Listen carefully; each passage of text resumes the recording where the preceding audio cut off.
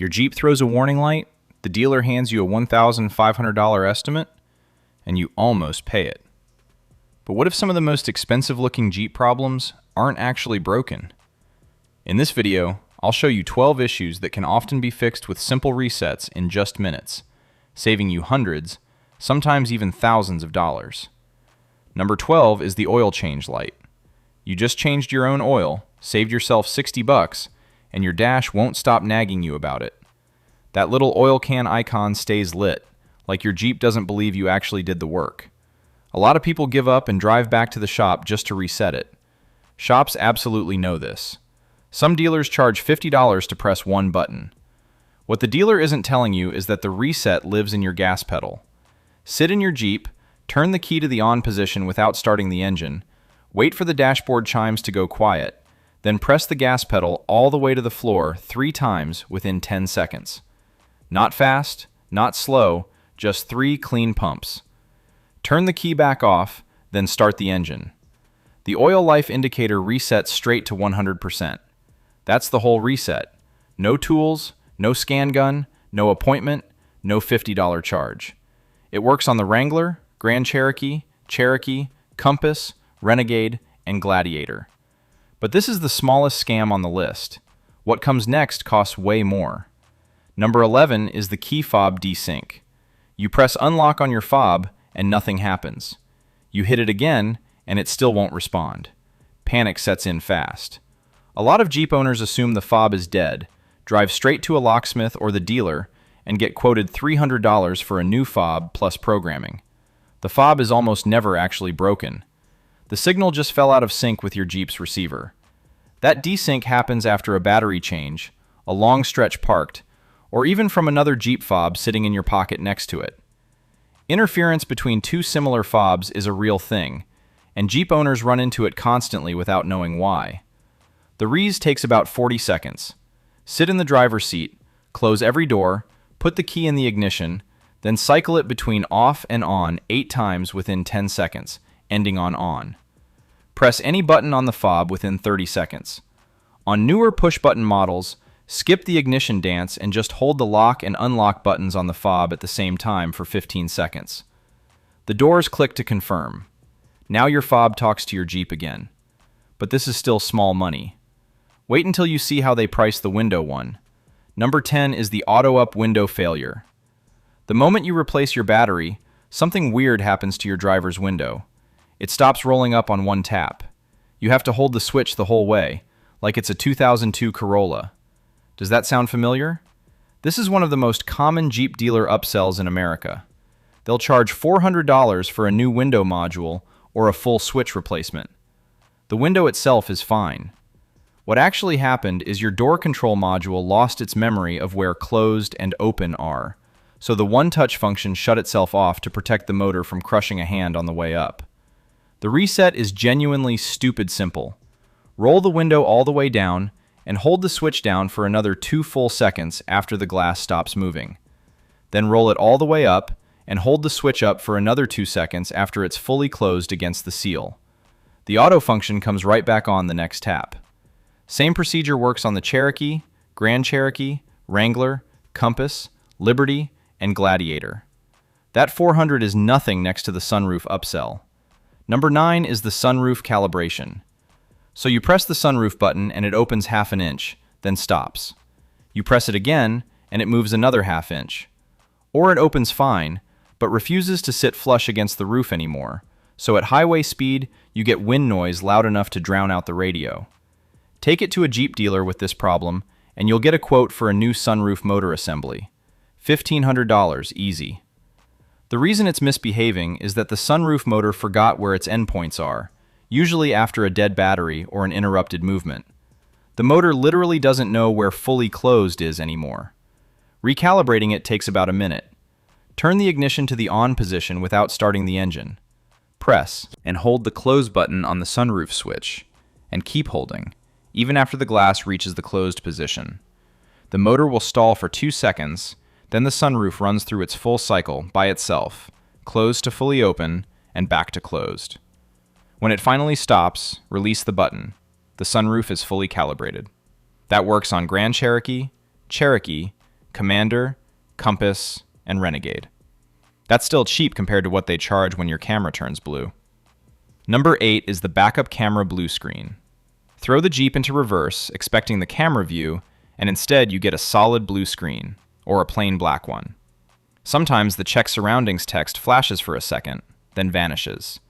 Plenty of owners drive straight to the service department, and the writer hands them a quote for a $600 camera swap plus labor. In almost every case, the camera is completely fine. The real culprit is the Uconnect infotainment system, which just froze the video feed.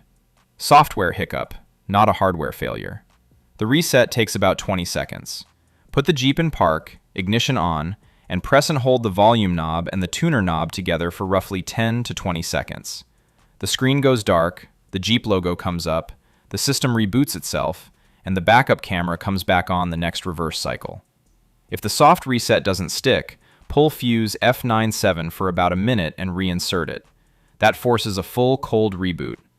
Works on the Wrangler, Grand Cherokee, Cherokee, and Gladiator with any Uconnect version. The problem after this one hits even harder in the wallet. Quick pause.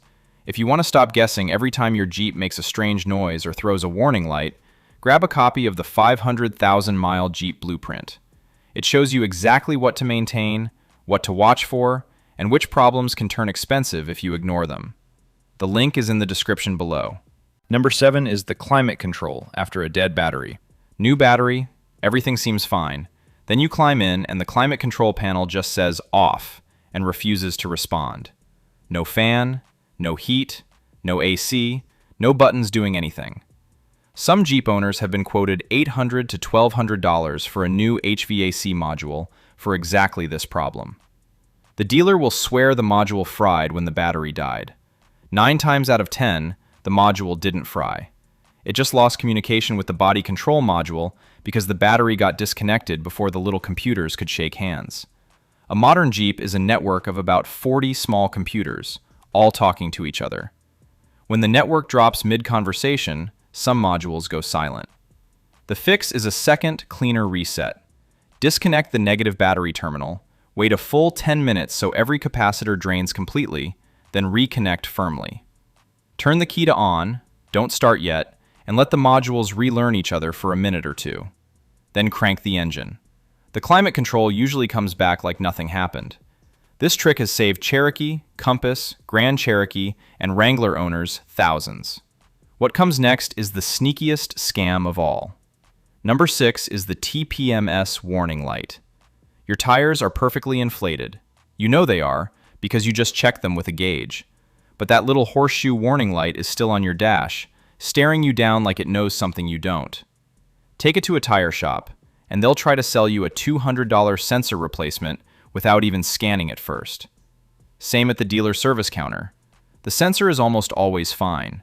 The system just didn't reset after your last pressure adjustment, or after an overnight temperature drop, because tire pressure literally shifts 1 pound per square inch for every 10 degrees of temperature change. That's why the light flares in fall and spring, like clockwork. Inflate all 4 tires, plus the spare on trucks that carry a sensor there, to the pressure listed on the sticker inside your driver's door jamb. Then drive above 15 miles per hour for at least 20 minutes. That gives the TPMS receiver time to check every sensor and resync automatically. If it still won't clear, hit the harder reset. With the ignition on but engine off, hold the TPMS reset button, usually under the steering wheel, until the warning light flashes 3 times, then release it. Works across the whole lineup. Now the real fear tactics kick in. Number 5 is the auto start-stop warning. A yellow letter A with an exclamation point pops up on your cluster, and your Jeep tells you to service the stop-start system. Any dealer will hear those words and immediately quote you a new battery, an alternator test, and a diagnostic fee. $600 minimum, and none of it might actually fix the problem. The real story is quieter. Auto start-stop depends on your intelligent battery sensor, and when that sensor gets confused, usually after a jump start or a battery swap, the system disables itself out of caution. The system isn't broken at all. It's actually protecting you from getting stranded at a red light because the battery couldn't restart the engine. The reset is dead simple. Disconnect the negative battery cable for 10 to 15 minutes to fully drain the modules. Reconnect, then let the Jeep sit and idle for a few minutes. Drive normally for the next few hours. The IBS relearns the battery's state of charge on its own, and the warning goes away. Works on Wrangler, Grand Cherokee, Cherokee, and Compass. What waits at 4 is where dealers really cash in. Number 4 is the ESP-BAS traction control lights. 3 dashboard lights come on at the same second: the ABS light, the ESP-BAS light, and the traction control light. Your Jeep drives fine, but every electronic system that keeps you from spinning out is now switched off. Take it in, and the dealer reads a steering angle sensor code and quotes you a new clock spring, a wheel speed sensor, or an ABS module. That's anywhere from $400 to $1,500 in parts and labor. The actual fix is a 30-second reset you can do in your driveway before breakfast. Start the engine, then turn the steering wheel all the way to the right until it hits the internal stop. Turn it all the way to the left until it stops. Bring it back to center, wheels pointing dead straight ahead. Turn the Jeep off, then start it again. The steering angle sensor relearns its 0 point, and all 3 lights usually clear on the next short drive. Works on Wrangler, Grand Cherokee, Cherokee, and Gladiator, and it especially saves off-roaders who trigger the code every time they twist the wheel hard in deep sand or thick mud. But 3 is the scariest looking one on the list. Number 3 is the electronic throttle control light. A little red lightning bolt symbol lights up your cluster, your gas pedal suddenly goes dead, and your Jeep starts acting like it has 30 horsepower. This is limp mode, and it terrifies every driver the first time it happens. Every mechanic within a 15-mile radius will tell you the throttle body is toast, the pedal sensor is fried, or the PCM needs a reflash. Estimates start at $800 and climb from there.